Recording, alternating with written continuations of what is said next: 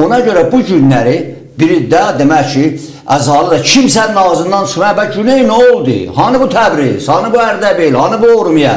100 min nəfər Kürdü gətirib dayayıb ora. Trump çıxıb deyir ki, mən bu Kürdlərə silah da verdim və pul da verdim və götürdülər silahı, deyir qəşəhət elə, elə bu cümləndi, deyir qəşəhəti mənim olsun.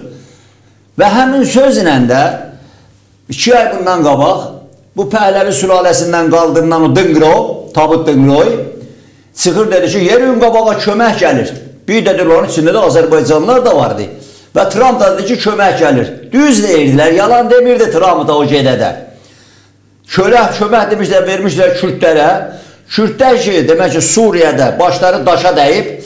Neçə baba bu tribunadan da dəfələrlə dedim, bunlar gəlirlər, Soyuqbulağa gəlirlər, Urumiyaya gəlirlər. Ay fərq eləməz İran adlanan yerdən Kürd olsun, filan olsun. Məzlum Əbdüdən tutmuş, öldü o Müslümdə. Müslümdən tutmuş, ondan Hicrdən tutmuş, kimlər olmuş, Ərbildəki Kürdündən tutmuş, hamısı gəlir bir yana. Və gəlmişlər sınırın qırağına dayanaraq, əlbəttə Türkiyə Cumhuriyyəti dövləti demək axır momentidə deyirlər, kulislərdə. Azərbaycan dövləti hara girirsiniz? Hara girirsiniz, onda bizdə girək də filandır. Amma Güney söhbəti yoxdur.